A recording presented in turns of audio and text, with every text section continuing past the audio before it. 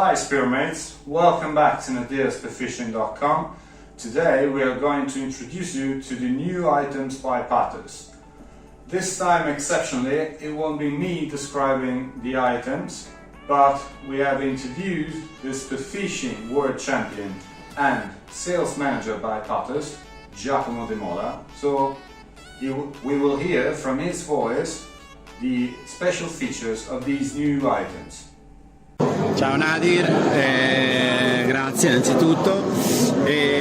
Allora, i nuovi prodotti per quanto riguarda la pesca sono i fucili Saragos Evo Pro, Evo Carbon e i fucili laser Evo Pro e laser Evo Carbon. Le fondamentali differenze che hanno con i modelli precedenti sono innanzitutto l'impugnatura Evo, quindi un'evoluzione della D'Angelo 2 con il supporto sternale più lungo e con anche la parte gommata del supporto sternale che è più piatta, più larga, e questo facilita, assieme al discorso che è più lungo, facilita il caricamento sull'ultima pinnetta, l'ultima tacca.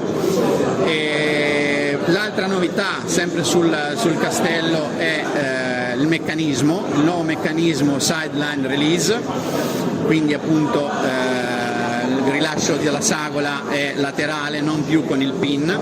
Ti adoro per questo cambio, ti adoro. molti l'hanno apprezzato. Il tubo di alluminio dei modelli Evo Pro in entrambe le linee è un tubo da 28 mm esterno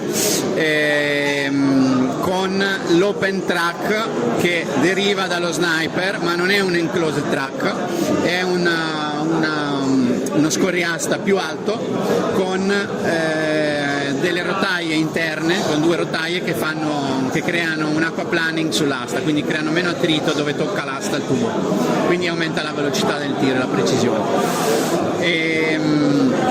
Poi la parte della testata nel modello Evo ha un foro solo, l'Evo Pro ha due fori. In entrambe la forma della testata permette all'elastico di viaggiare parallelo rispetto al tubo e rispetto all'asta, quindi questo ti permette una linea di mira decisamente migliore rispetto al modello precedente.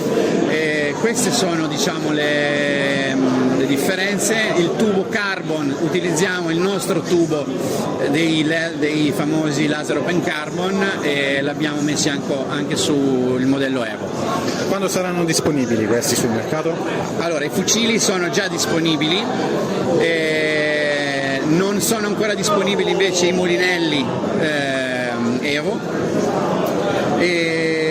però per il resto, non abbiamo parlato degli elastici. Gli elastici sono i TNT, che nei modelli a monoelastico del Saragos sono da 16 con un allestimento 6,25 asta, e nel Saragos Evo Pro sono 2 da 14 con l'asta da 6,5 e lo stesso allestimento per il Saragos Carbon, mentre il laser è studiato invece per pesci un po' più importanti, quindi per cernie o comunque pesci più pesanti.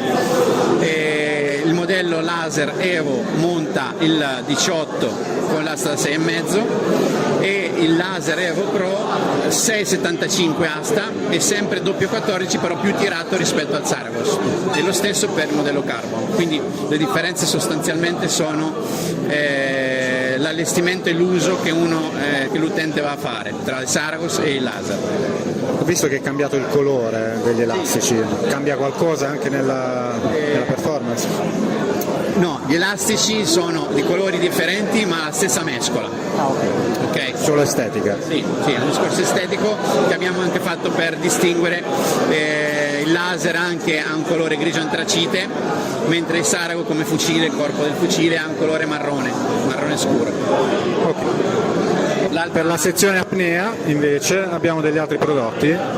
Sì, nella sezione apnea abbiamo creato la linea Nero che si chiama, che significa in greco acqua, Nero by Pathos, e linea Pathos Freediving, che comprende per ora la muta monopezzo da 2 mm con la zip posteriore, che è molto interessante sia per la piscina, anche per il nuoto in mare, per il freediving in acque calde, ovviamente perché da 2 mm, e la pala Nero, la pala in carbonio per il freediving.